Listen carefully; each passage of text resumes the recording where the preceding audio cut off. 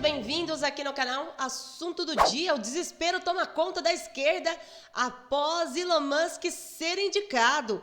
E vocês sabem sobre as tais mensagens vazadas por Glenn Greenwald? Vazadas não, ele colocou lá na Folha de São Paulo. E vocês lembram o que foi dito ou já se esqueceram?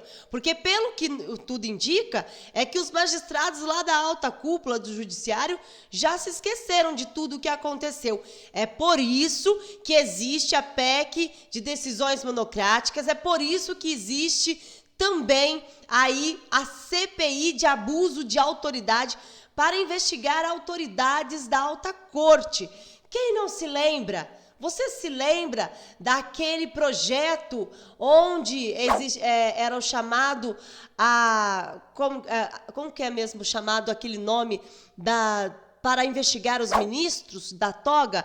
A CPI da toga, né? Lembram? Vocês lembram da CPI da toga? Então, a CPI de abuso de autoridades vai funcionar tipo isso.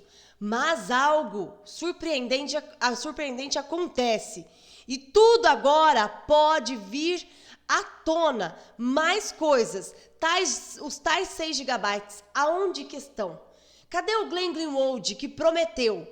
Será que ele cedeu às ameaças?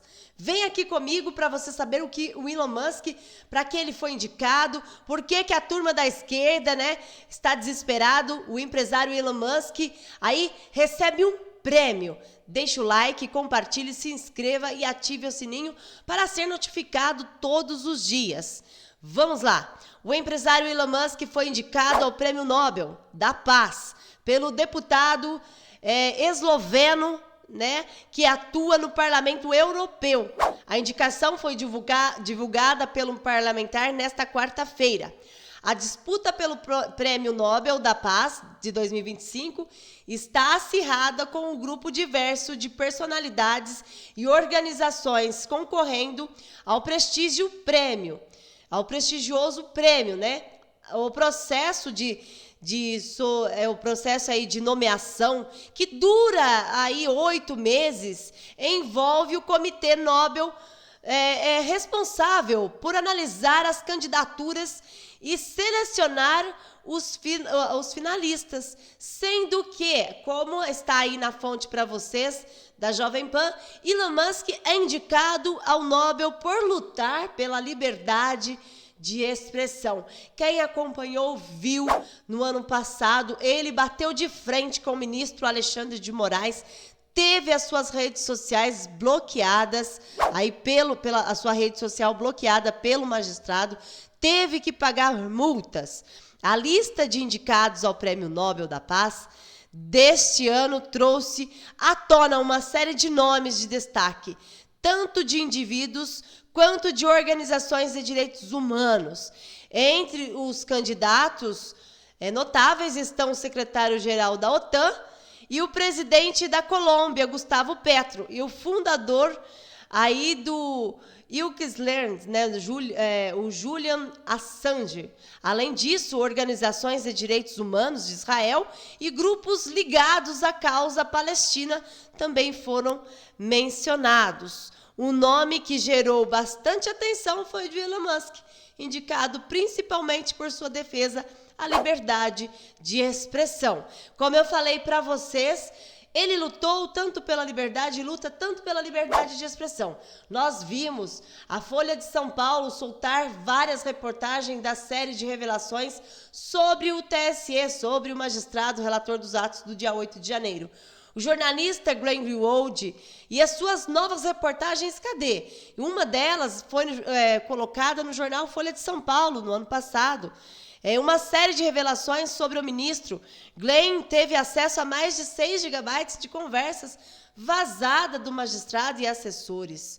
Olha só, o Moraes escolhia alvos, segundo a Folha de São Paulo, e pedia ajustes em relatórios contra bolsonaristas, mostram as mensagens que foram colocadas. E aí nós vemos aí o Elon Musk sendo nomeado como o defensor da liberdade de expressão, apesar da relevância do debate em torno de sua indicação, muitos consideram improvável que Musk receba o prêmio. Mas não importa se ele receba ou não o prêmio. O importante é que ele luta pela liberdade de expressão, assim como nós queremos ver Glenn Greenwald. Olha, para relembrar vocês, conversas entre o gabinete do ministro e o órgãos de combate à desinformação do TSE, à época sob o comando do ministro relator dos atos do dia 8 de janeiro, indicam que, em vários casos, os alvos de investigação eram escolhidos pelo ministro ou por seu juiz assessor. Eu estou dizendo aqui, trazendo à tona essas mensagens novamente, para vocês verem a importância, sim, das pessoas olharem pelo que o Elon Musk tanto combate, que é a luta, a liberdade de expressão. Ele vai ao combate mesmo. Os diálogos mostram também que os relatórios eram ajustados quando não ficavam a contento do gabinete do Supremo. Em alguns episódios feitos sob medida para embasar uma ação pré-determinada, como multa ou bloqueio de contas e redes sociais. É por esses motivos que Elon Musk ele se recusava a derrubar perfis em sua rede social, porque ele disse que isso ia contra a Constituição do nosso país. E ele não iria derrubar contas, que isso feria a Constituição e ia contra a liberdade de expressão.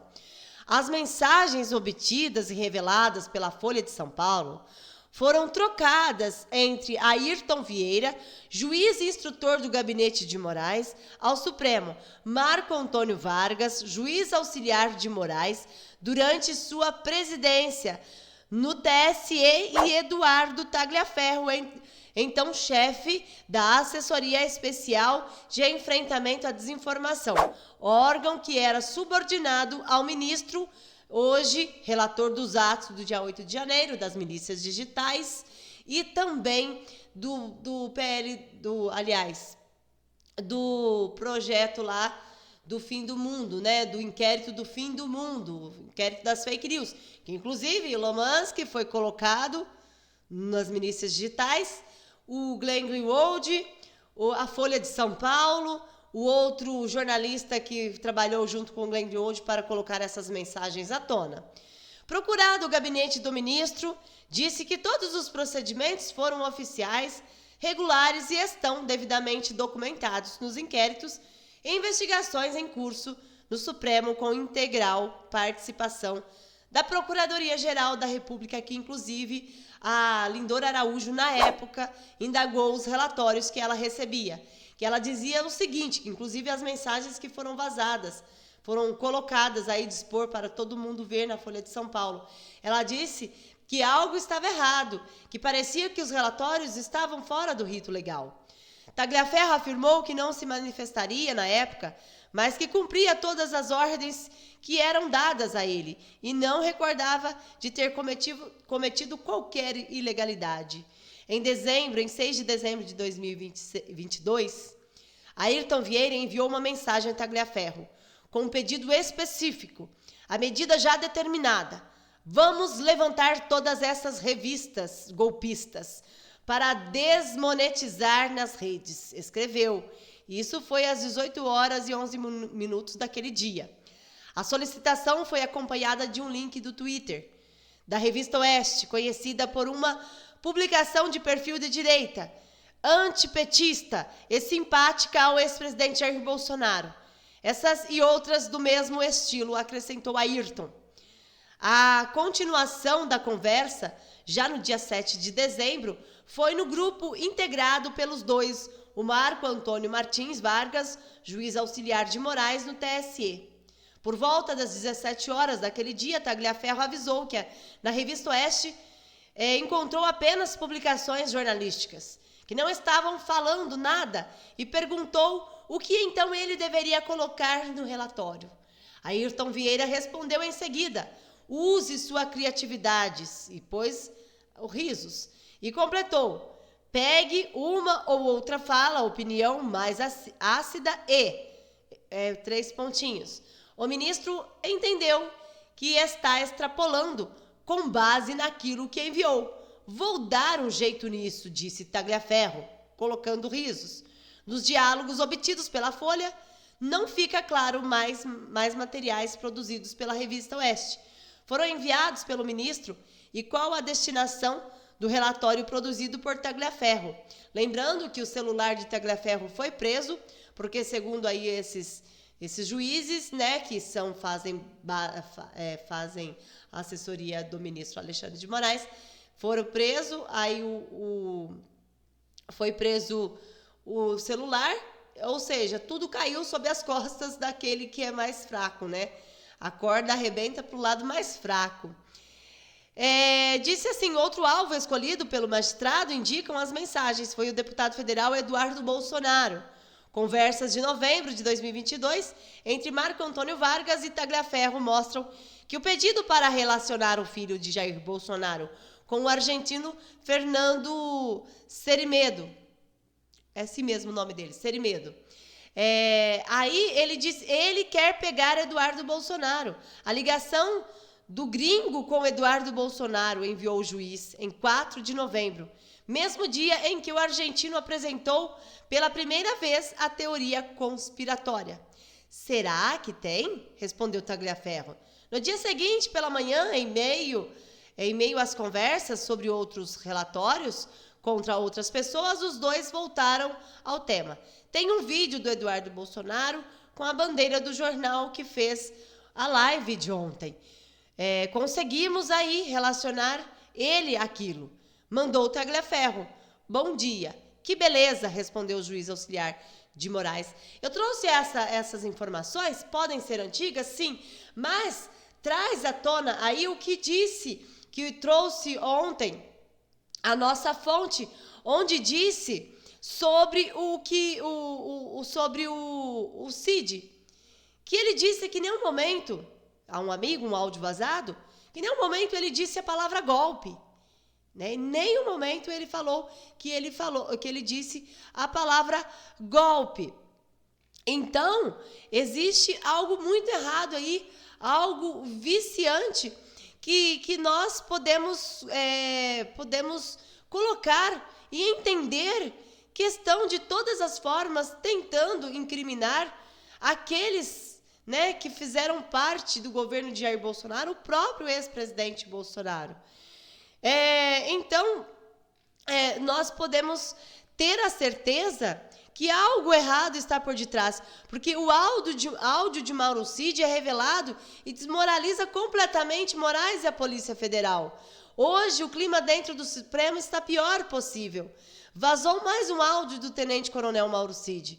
Com todas as letras, Cid afirmou que não utilizou a palavra golpe em sua delação premiada, ou seja, as tais novas informações envolvendo Michele Bolsonaro e o Eduardo Bolsonaro não passaram de narrativas.